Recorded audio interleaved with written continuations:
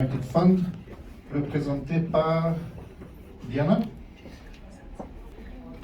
Et nous faisons des séances dans des villes différentes. Par exemple, demain, on sera à Bruxelles, après à La Haye, pour sensibiliser les gens du diaspora, donc les Roumains,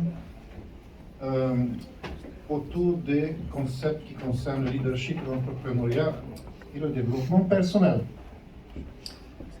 Mais nous avons ici le président de cette association qui va brièvement présenter ce concept. Donc j'invite Bogdan à dire quelques mots sur ce que nous faisons.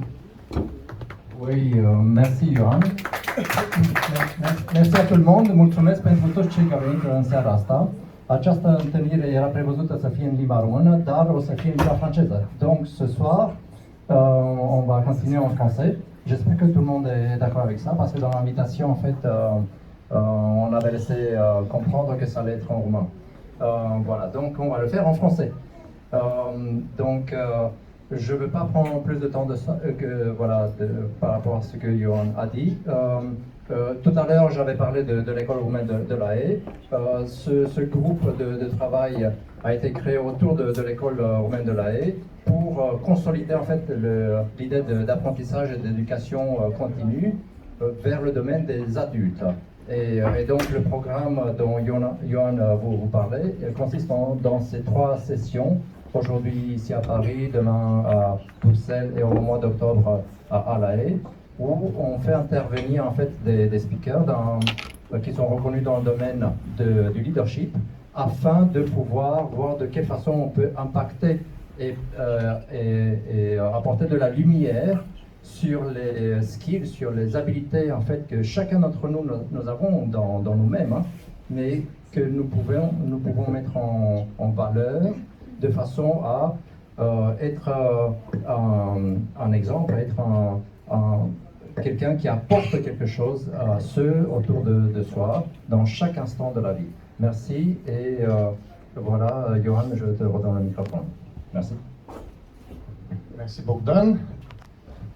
Et d'ailleurs, merci d'être présent. Je sais que la température n'est pas idéale, le niveau d'oxygène non plus, mais vous avez quand même décidé de rester, ce qui signifie que vous êtes extrêmement curieux de ce que M. Florin Paun a pour sujet, Innovation, Fundamentals and Instruments. Étant donné le temps qui est un petit peu court, j'ai décidé de ne pas présenter M. Paun. Vous allez vous présenter, j'imagine, à travers ce que vous allez présenter. Et donc, je donne la parole à M. C'est bon, mais maintenant vous allez me voir dans ma spécialité et pas en tant qu'animateur de forum d'affaires franco-roumain. Exactement. J'ai 17 slides qui normalement tenaient en 45 minutes, plus 15 minutes de questions, et là on va tout devoir faire dans 20 minutes. Ça va être top. Donc, qui je suis? Je suis ingénieur aérospatial à l'école à la Soviète en Roumanie en 93. En 87, j'étais collègue à l'équipe olympique roumaine en physique avec cette gentille dame au pur caviar intellectuel et sociodémocratique qui est la Déclaration des droits de l'homme et du citoyen, l'original de 1792. Combien de vous l'avez lu? Hein? Ouais, il y a longtemps, ouais. Bon, un deuxième article, après que le premier, tous les hommes naissent libres et égaux dans leurs droits. Point. Pas d'autre égalité. Vive le syndicat, n'est-ce pas, monsieur le directeur des ressources humaines? Pas d'autre égalité. Dans leurs droits, implicitement devant la loi. On verra après plus loin. Mais en deuxième article, c'est écrit noir sur blanc. Les seules distinctions sociales, comment ça, on est égaux ou pas? Non, non. Distinctions sociales se feront sur la base de mérite dans la création de valeurs d'utilité publique. Ah, que c'est beau! Mais qu'est-ce qu'on fait chaque jour pour que la vie des autres soit meilleure? Ah ben voilà, c'est la seule chose qui compte. Créer de la valeur, mais au sens d'utilité publique. Et là, un grand économiste Les économistes, ils ont catégorisé la valeur sur 4 aspects. Commercial, marchande, combien ça coûte la baguette. Et là, tu fais l'équipe qui tue. Ou sinon, tu deviens manager de type Peter et tu te recrutes des lieutenants encore plus cons que toi qui vont servir de fusibles qui sautent quand ça ne marche pas parce que ça ne va pas marcher. Ok? Je vous laisse la polémique sur ça. En attendant, l'entrepreneur, c'est le mec qui sait, qui se réveille, qui se regarde dans le miroir le matin, les garçons pour se arranger la barbe, même si on n'est pas rasé, pour se raser, les filles pour se maquiller un peu, tout ça. Quand vous regardez dans la fenêtre et vous vous dites comment je vais créer de la valeur avec les gens que je vais rencontrer aujourd'hui, là vous avez gagné. Et là on a gagné notre temps perdu ici encore pour 10 minutes. Vous devenez entrepreneur comme état d'esprit entrepreneurial. Ok? N'oubliez jamais, entrepreneur qui prend partie à un processus de création de valeur collective. Ok? On va plus loin.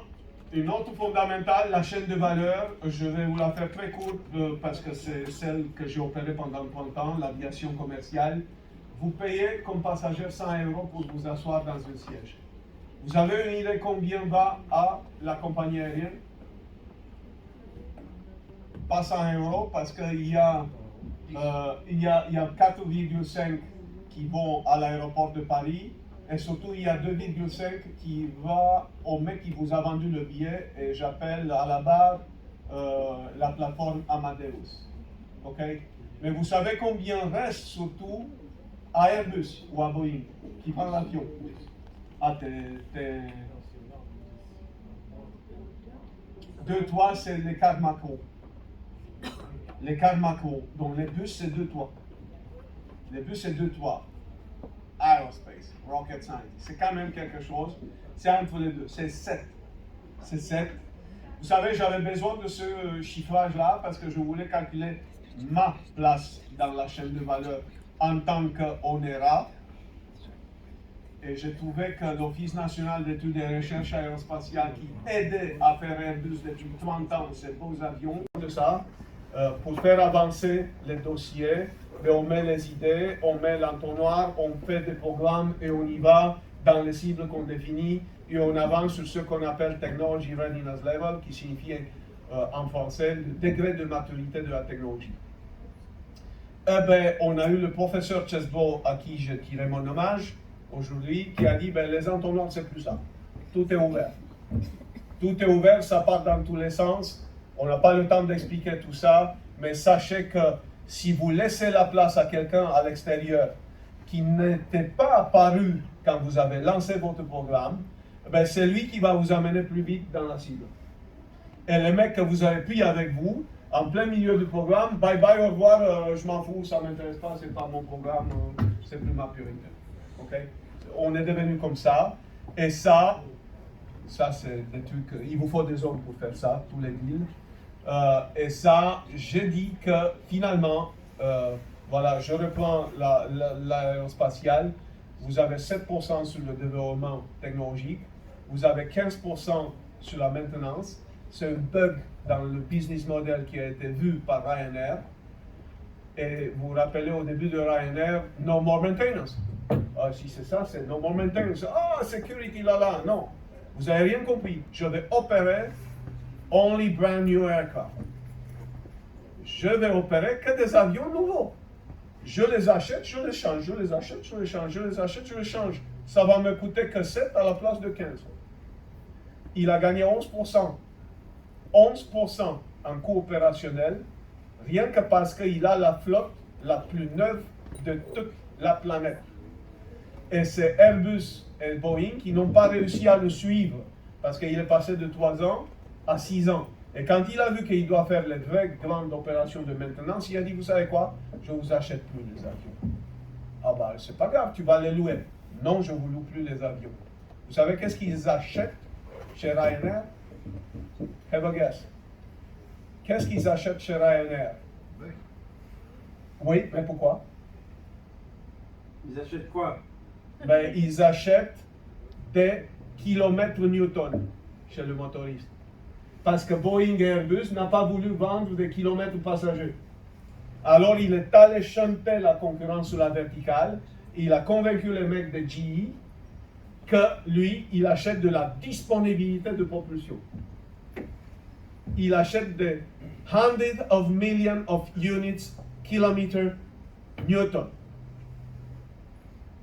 Et donc du coup, CFM se voit assailli par le vendeur d'Airbus qui doit lui dire, répète-lui que c'est mon avion qui marche le mieux avec tes moteurs. Mais t'as qu'à lui vendre des foutus de kilomètres passagers en tant que million of units. Ryanair, il n'est plus compagnie aérienne dans sa tête.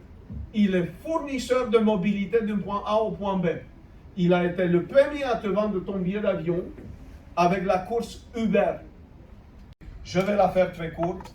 Vous allez avoir des idées. Sur 1000 idées, il y a une qui arrive sur le marché. OK?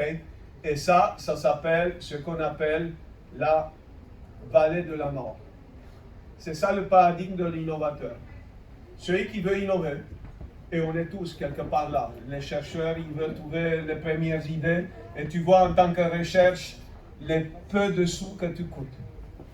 Dès que tu veux faire un preuve de concept, ben là, ça commence à avoir de l'argent. Quand tu veux faire le démonstrateur technologique en TRL6, ben là, tu as besoin de beaucoup plus d'argent.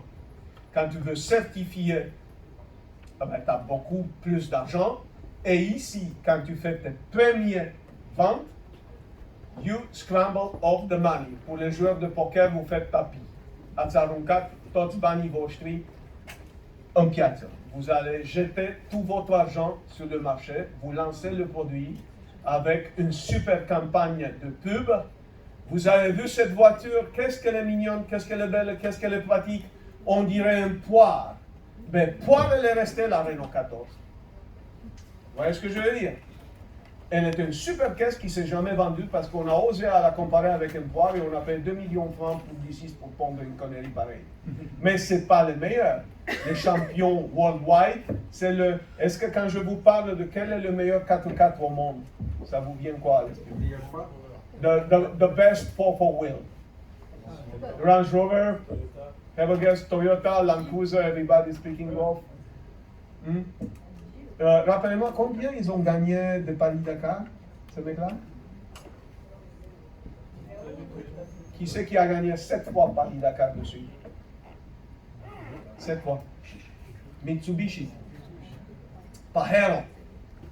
On a de hablar espagnol dans la... Non? Si? Qu'est-ce que signifie pajero en espagnol? T'as pas envie de nous raconter? C'est branleur. Comment tu veux acheter une voiture qui s'appelle Pajero branleur? Hein? Pajero. Ah si. Comprends? Pareil, on a payé 2 millions de dollars pour donner un nom comme ça à la voiture. Comment tu veux vendre la voiture comme ça? Bon, ben ils ont récupéré dans le milieu hispanophone, ils ont mis Monterrey. Ben, too late, guys. Too late. Il n'y a personne qui achète cette voiture.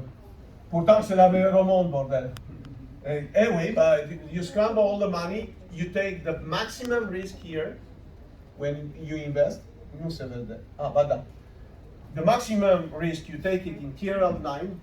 En TRL 9, vous jetez tout votre argent sur la table avec la campagne de marketing et de promotion que vous faites. OK? Ah ben, si vous la faites mal, vous êtes mal. OK? C'est malheureux. On a des masters en veille et intelligence économique, ça commence. Master en entrepreneuriat, vous me corrigez, professeur de Sacré. Combien vous en connaissez? Voilà. On ne va pas appeler à nouveau Madame École Polytechnique. École Polytechnique Bruno Martino, il y en a un depuis 2 ans. Je ne te dis pas mon opinion sur ce qu'ils apprennent, les étudiants dans ce master. Voilà. OK. Bon. Voilà. En tout cas, ils ont su collaborer avec la recherche publique ici, en deux, et ils ont développé les grands produits dont on est fiers tous avec le CAC 40 français, ainsi de suite. Maintenant, ils savent mettre en compétition worldwide, planétairement, des équipes qui font de la démonstration technologique. Ça, c'est le métier du start-up. Vous avez entendu parler beaucoup des start-up. Le start-up prend un techno qui sort du labo et il l'amène en démonstration technologique avec l'argent de Business Angel. Et on est dans un pays où, justement, quand je financé en tant que Business Angel, on m'a taxé de partout, on m'a traité de salaud, on m'a arraché la peau de fesse, on m'a pris les 30% sur le plus delta que j'avais fait, tout ça. Avec 20 000, plus le talent d'entrepreneur, j'avais créé un flux pour l'État de 115 000. Il n'y a personne qui s'amuse à faire des calculs comme ça, bordel, dans le gouvernement, je ne comprends pas. Et quand tu as un jeune président qui se fait élire et qui dit, le ISF, si vous allez dans la pierre, je vais vous taxer encore plus. Mais si vous investissez dans des entreprises, je vous détaxe. Tout de suite, on met des gilets jaunes. Ah, connard de président de riche. J'en ai ras-le-bol de la schizophrénie des Français sur l'innovation. Vraiment, parce que je ne comprends pas. C'est du berba, quoi. Investir là, c'est le métier de business angel. Et le business angel, parce qu'on déteste le riche en France, il existe partout. Et quand je dis qu'il n'existe pas tout, on a 1,2 milliard investi en France, comparé à 11 milliards investis à Londres. On change d'ordre, on multiplie par 10. OK? Et vous savez qu'est-ce qu'on fait? Ben, on fait une banque publique pour l'investissement. Ben oui, parce que si les gars ne veulent pas mettre leur pognon, ben on fait une banque publique parce qu'on est confiscatoire avec l'impôt sur les riches. Et donc, on ne les laisse pas investir eux-mêmes, donc c'est l'État qui investit. Ah ben c'est super. Sur quel critère investit quelqu'un de l'État? Là, je viens sur la culture. Comment il prend la décision, un chargé de mission, qui joue l'argent du public, pas son pognon? On l'a vu en Roumanie communiste. Ah, box speakers. We create the champions in box speaking. On a des grilles d'évaluation. Si tu sors du cadre parce que tu innoves, quel connard, comment tu veux innover, quoi? C'est pas possible, quoi. Tu dois être dans la grille. Ah, ne passe surtout pas à côté, quoi. Quand même. Hein? Parce que si tu passes à côté, tu vas faire une locomotive. Et moi, membre de la Royal Academy, je vais te dire, ta locomotive ne va jamais marcher, quoi. Parce que moi, je suis l'expert, payé par l'État. Je vais te dire ça. Voilà, donc je vais arrêter la polémique là, mais sachez qu'il faut des structures dédiées. Et le grand mérite de Valérie Pécresse et de Ronan Stéphane, c'est qu'ils ont commencé à créer des outils de valorisation de la recherche.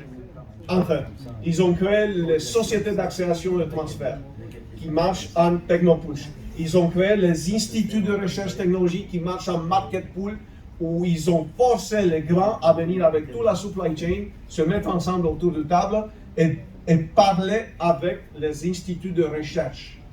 Parce qu'en fait, les suppliers, ils ne savaient pas. Voilà quelle bande belle. Là, on a un secrétaire d'État qui se débrouille avec la fiscalité. Tout ça, le ministère de l'Entrepreneuriat l'a mis dans les mesures d'appui de politique fiscale roumaine pour que la Roumanie devienne un pays d'innovation. Okay? Voilà, Mihai Precoup, Simon Lastanciu. OK. Entre autres. Amène-le dans le groupe GLIA, groupe de lucru pentru inovație în afaceri. Bien. Fini. On finit? On finit. OK, je le finis. Ça c'est de la technique, c'est des asymétries qui apparaissent partout dans les acteurs et il faut un petit ordre. Il faut un petit ordre pour marier tous ces gens-là ensemble. Il faut un marieur, il faut les mettre ensemble, travailler ensemble. Pourquoi? Parce qu'au final, on espère tous des revenus comme ça. OK? Et ces revenus-là, avec les dépenses, ils veulent nous amener à du positif. C'est là qu'on sort de la dette valley. Si on ne passe pas en plus, on est mort dans la dette valley, c'est comme ça que ça s'appelle. N'oubliez pas, 1000 idées pour une qui touche le marché. Le reste, c'est dans la vallée, c'est pour ça qu'on l'appelle la vallée de la mort. tech transfer offices oriented towards SMEs, pas ce qu'Adrien Courage veut faire. Les tech transfer office ne marchent bien que si elles sont orientées sur l'écoute qui vient du marché. PME. Arrêtons de faire des startups, c'est la meilleure façon de perdre son argent. C'est un business angel qui vous le dit. Parce que ça a marché avec Gabriel Chian, mais avec 3 autres, je me suis pris des ratons, pas possible. Ok? Donc, écoutons les chefs de PME. À travers son initiative que l'entrepreneuriat peut commencer d'un très jeune âge. Donc Valentin, si tu peux nous dire quelques mots sur ton projet. Je ne savais pas qu'en fait qu'il allait participer. Si tu veux en anglais ou en français. Bonsoir, merci pour la présentation. J'ai eu la chance d'être ici, je suis en vacances à Paris, mais merci en tout cas. Si c'est ok pour vous, je peux Quelle parler drôle une minute. d'occupation pendant les vacances à Paris. C'est un extraterrestre. Je peux vous parler un roman, un minute? Oui. Ça va? Mersi frumos pentru că mi-ai dat ocazia. Foarte pe scurt, că știu că e târziu, am fost practic mesagerul proiectului. Un proiect care duce educația antreprenorială de la vârste de adult la primul moment în viață când credem noi că ar trebui să înceapă. Și practic avem un proiect de educație antreprenorială pentru copii, se cheamă Kidpreneur, un proiect pe care l-am adus din Statele Unite și l-am adaptat pentru România. Și astăzi se derulează și avem sute de copii cu care lucrăm între 6 și 13 ani cu niște rezultate absolut fenomenale. Și credeți-mă, când zic fenomenale, am case study-uri să vă arăt. Copii care la 9 ani de zile au și-au lansat propriile business-uri alături de părinți și au deja 1000 de euro făcuți în cifra de afaceri și care studiază cu noi de peste 2 ani de zile și Asta e Statele Unite. Nu, asta e în România. În România? Că în Franța ar fi interzis prin lege să faci copii să lucreze. Apropo de autorități și regulații. Avem norocul că în România sunt multe de făcut și tocmai de asta m-am și întors când am stat 3 ani în Franța. Termin prin a spune că eu cred și de asta m-am întors în România că se poate, că există loc de făcut multe și că dacă începem acolo de la primele, să plantăm semințe de la vârsta respectivă, conceptele astea care acum apar foarte complicate pentru noi adulți și pe care eu le-am studiat în ultimii 5-7 ani de zile, astea pot deveni normalitate și atunci să avem o societate mai bună. Mersi frumos! Asta e interesant. Levez la main. S'il te plaît, j'ai les étiquettes rouges. Qui aime le bleu? Le bleu, deux mains, pour ne pas confondre. Allez, mets les étiquettes bleues, s'il te plaît. Très bien. Qui aime le jaune? Là, juste là, comme ça. Parfait. Allez, rouge, bleu. Qui aime le jaune? Il y a du jaune aussi. Du bleu ici. Allez, je vous laisse mettre des étiquettes jaunes. Vous allez passer et poser la question. On va faire des groupes. Donc il y aura des groupes verts, des groupes bleus, des groupes jaunes et rouges. Vert, je m'en occupe. Allez. Comme ça, vous bougez pas. On va aller faire notre petite séance par groupe. Bougez pas pour l'instant. Les bleus maintenant. Que tu veux, on va voir. Sunt albastre. Le vert. Allez, le vert.